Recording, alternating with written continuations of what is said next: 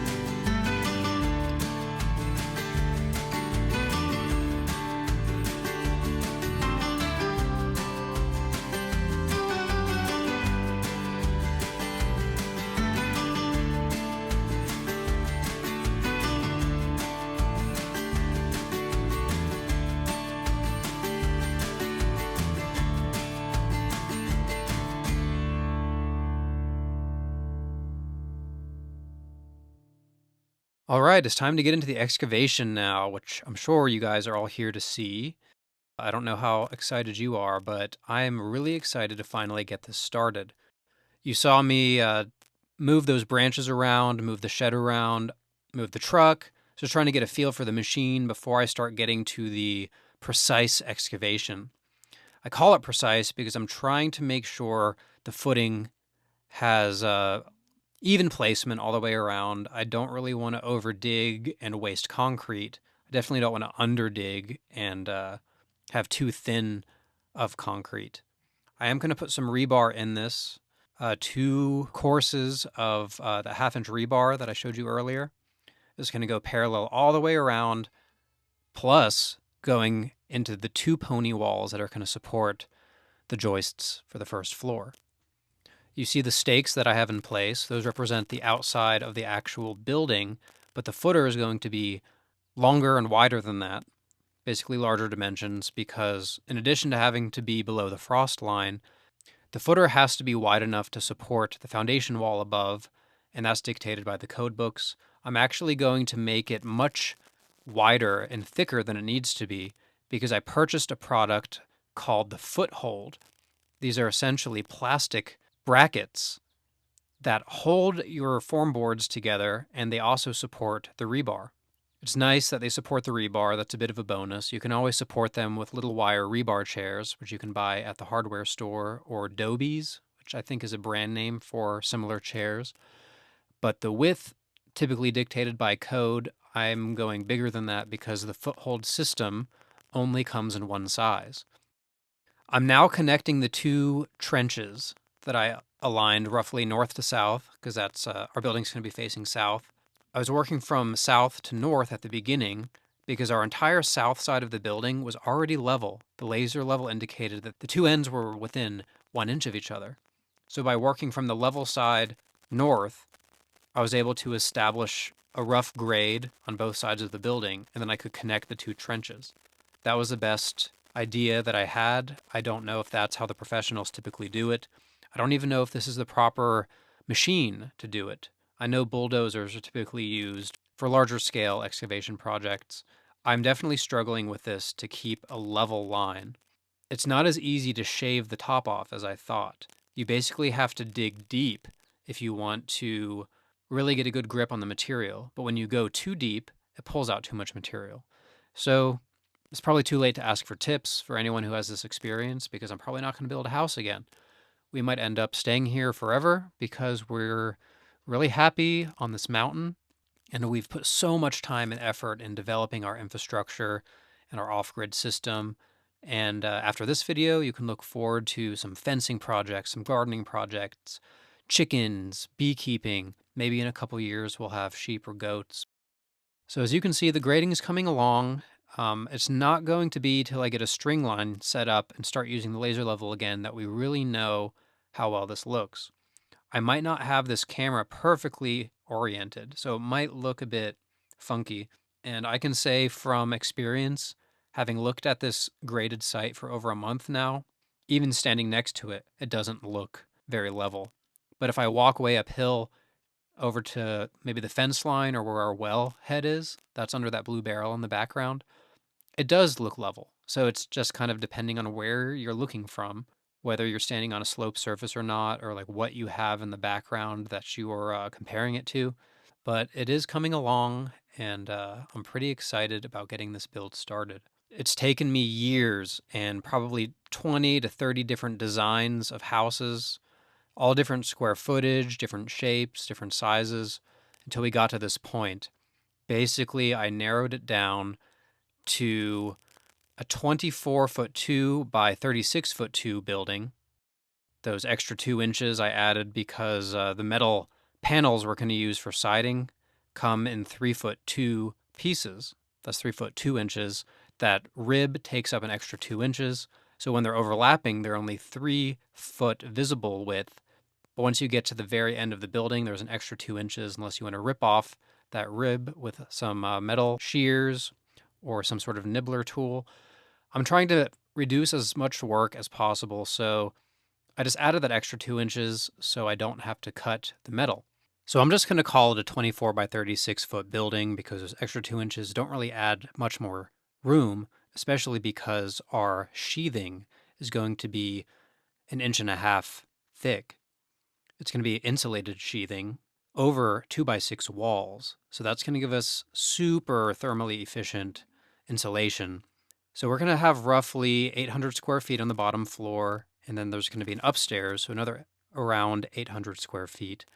And we're not doing a slab, we will be doing a crawl space, but as the consensus seems to be in the building science community, is that there's typically no benefit of having a breathable crawl space in the sense that buildings should breathe and it ventilates to the outside. Then you have to deal with rodents and mold and moisture and things like that. We're actually going to be using insulated concrete forms, approximately 32 inches tall. I hope that's deep enough for a crawl space that I can access. The only benefit of having the crawl space is that I'll be able to do different trade work down there, such as plumbing and electrical. Aligning it more towards modern building science, this will not breathe. It'll be exclusively accessible from the inside of the house, and it's going to have its own climate control and dehumidification. So this is going to be called a conditioned crawl space, and we should have floor registers in the first floor that directly vent it to the crawl space so that it shares our climate control for the entire house. This is a bit of a interesting approach because I've never seen it done. I've never actually even seen it on YouTube. I'm just kind of going based on literature that I've read and building science tips. I hope it all works out well with the inspections and things like that. But that's our plan for the crawl space. So I basically shoved all of my criteria into the smallest footprint possible. And that's why it took me so many different iterations. And because I'm building it myself, this rectangular shape is going to be the easiest. Get some engineered trusses in here, pretty lightweight, get a lift. I should be able to build all of this myself. I definitely have the electrical and plumbing experience. I'm pretty used to framing by now, having done that shed and having done a workshop in the past and some other projects. But keeping it as simple as possible is my priority. And I also have to keep it within our budget. We can cover my criteria in more detail in future episodes, but just in case you guys want to go ahead and start thinking about it and leave some comments below, some of the basic criteria I was looking for was having a small walk-in pantry. I wanted to have a smaller guest suite that can be closed off from the rest of the house. And that's going to include a bathroom, a mudroom slash laundry room, and a bedroom, but it's all going to be wheelchair accessible, including a curbless shower. Then we'll have 3 bedrooms upstairs with a bathroom with an actual full tub there for that's where we're going to live as a family. We'll be able to share that bathroom up there.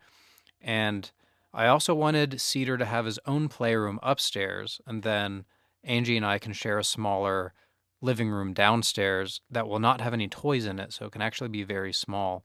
And what I did over the years and the iterations of these designs was shrink everything down as small as it can possibly be.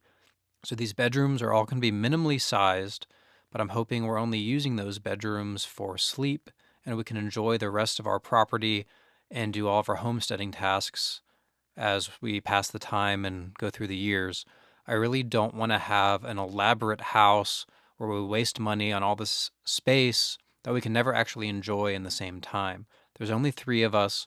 We have a 5-bedroom septic tank, so the 4 bedrooms in the house plus a camper that could be on property at the same time would max out the septic tank according to the code. Although the way septic tanks are sized, they assume so many people per bedroom, which we don't have. So it's definitely going to be an oversized system. So that's it for the criteria for now. Again, leave comments below if you have any questions, and I'll elaborate more in future videos. While we're on the topic of those code regulations, I've been studying the code books. We're grandfathered into the 2018 International Residential Code here in Virginia. I got our plans submitted a couple days before that deadline. Virginia recently adopted the 2021 International Residential Code, so I barely got us into the 2018, which is not really a huge deal. We probably get to save a little bit of money here and there by avoiding the newest code.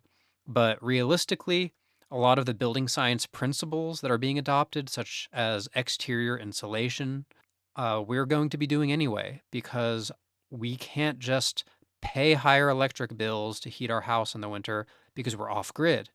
We're limited by our battery capacity and our solar and our generator in an emergency situation. And in our case, I think we're going to try to throw in a wood stove to do some supplemental heat. So, all of that combined, I'm hoping that we don't have to use much energy at all to keep our climate control regulated inside this building. I'm standing in the excavation site that I was working on yesterday. The goal today is to get the layout established for the footing of our house. Right behind me is this bright green string line. That represents the fence line for our upcoming fence project to go around the garden.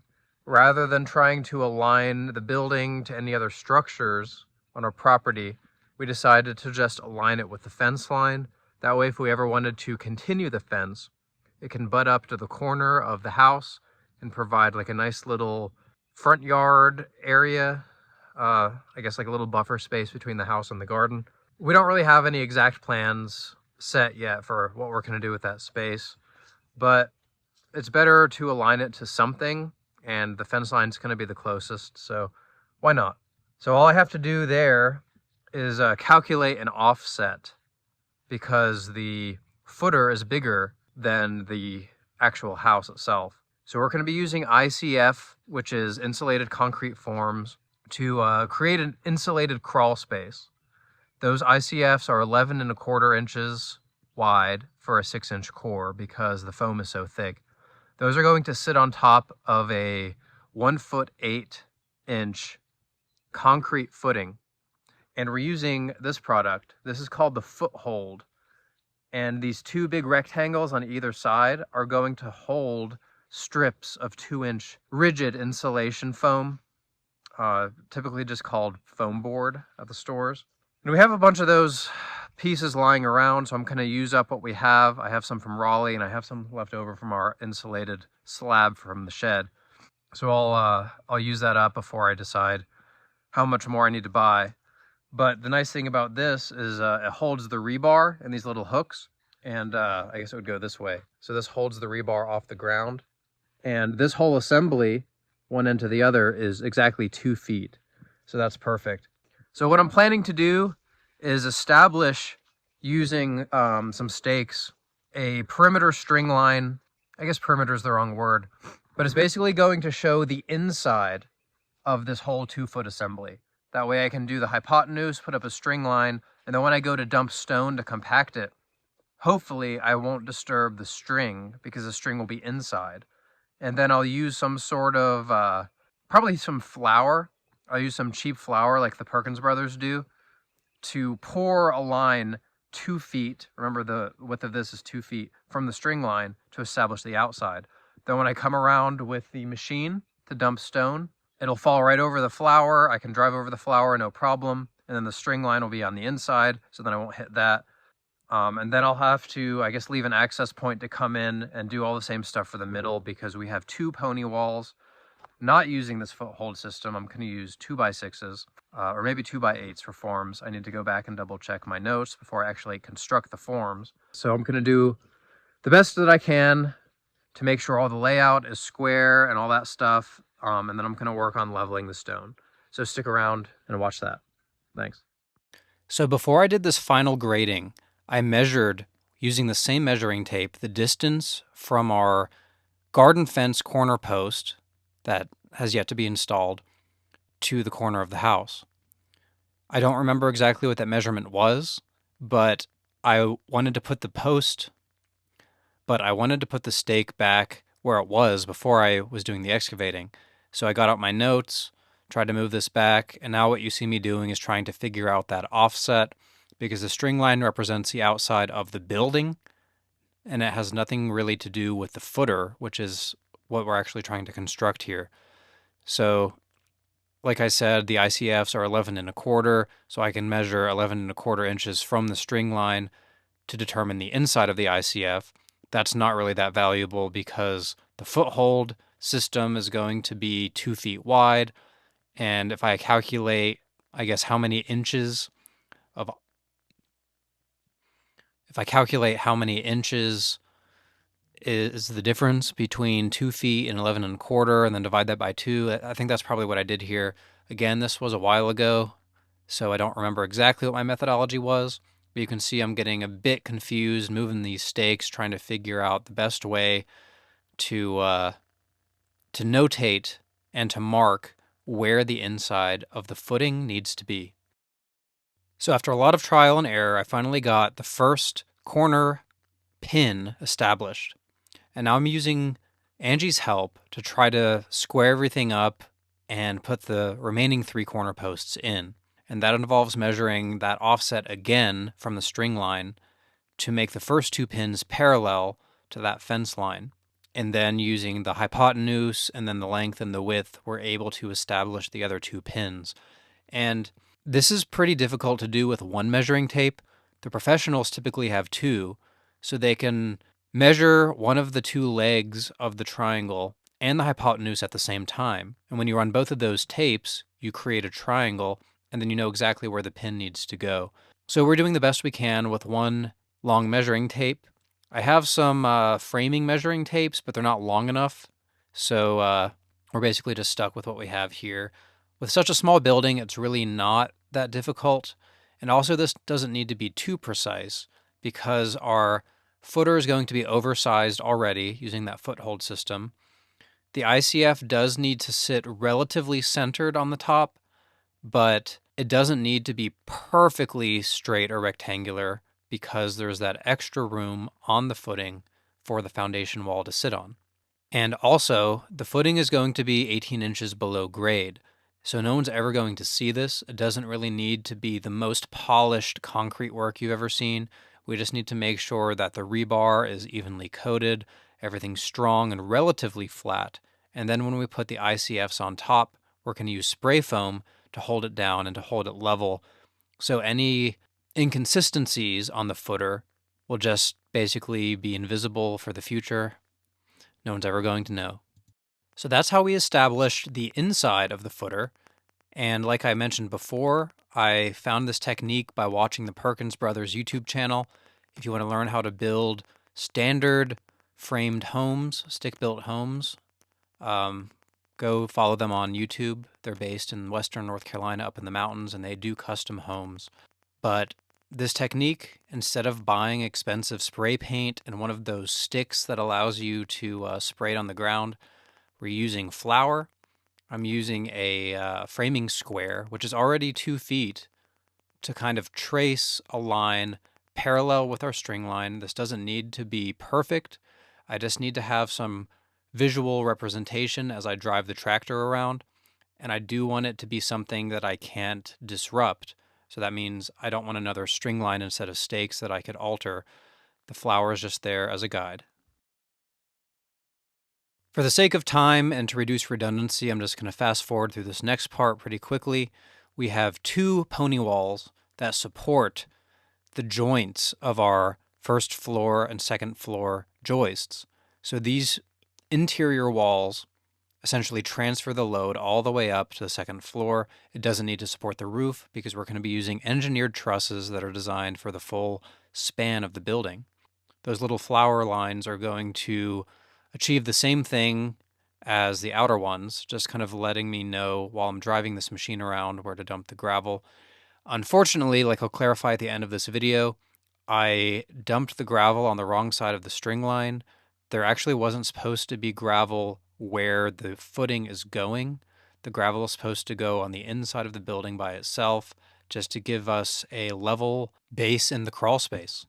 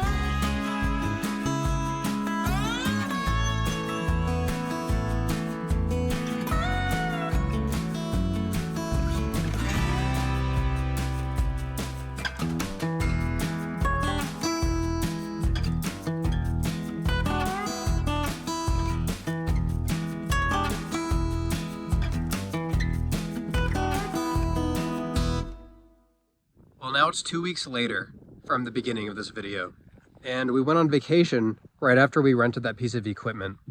And I don't know if you could tell from earlier in that video, but I was already getting sick.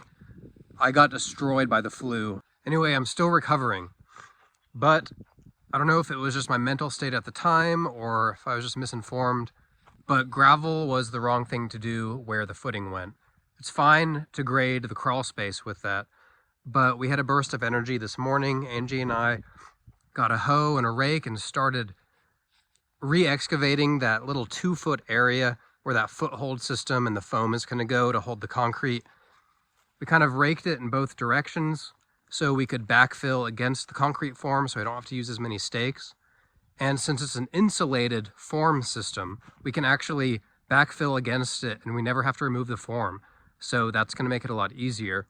Anyway, this is still a good bit of work, and I guess I wish I would have done it right to begin with, but this was only one morning worth of work, and we should be able to get going from there. The only problem though is the grading is slightly inconsistent, so I might have to extend the bottom of the forms down in the low spots, and it's going to cost a bit more on concrete, but it'll be stronger.